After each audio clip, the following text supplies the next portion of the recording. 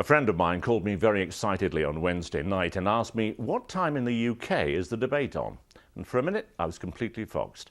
Then I realised he was talking about your presidential debate, and that, like the majority of us Brits, I'd completely dismissed this vital part of your democratic process. First, because you'll remember we have a thing with Mitt Romney. Not a big thing, quite a small thing, but it still hurts. It isn't about his religion, his tax return, or how splendid his wife's horse is. You might recall that he was sort of dismissive about our ability to stage a successful Olympic Games at a time when we weren't too confident about it either. Of course, it all came right in the end, but really we don't think he's at his best when he's a guest in another country. Second, and to be entirely honest, we all expect Barack Obama to be back in the White House come the winter. But the biggest reason for our disinterest is our enthusiasm for following your lead. Think about it, America.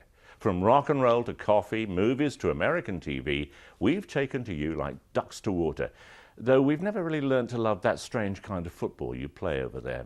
But during our last national election, we borrowed your idea of televised debates between the party leaders. Democracy in action, we all cried, as we settled in our seats to watch the discussion. After all, we'd seen Kennedy versus Nixon. The result here was some of the dullest TV you've ever seen, which led to our present ignominious position as a country run by a coalition of two dithering, incompetent, class-ridden, out-of-touch, wretched political parties. During the debates, the leader of the smallest party, like one of Mrs. Romney's horses, came from behind and turned out to be the best at projecting himself on TV.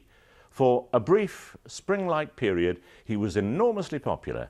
Then he became part of our unloved coalition, broke many pre-election promises, and now is pretty much universally loathed, though I'm sure his wife loves him. And there you have the reasons why, on this side of the pond, we won't be watching, but we will be waiting to see who you choose in November. This is Simon Bates for CBS News in London.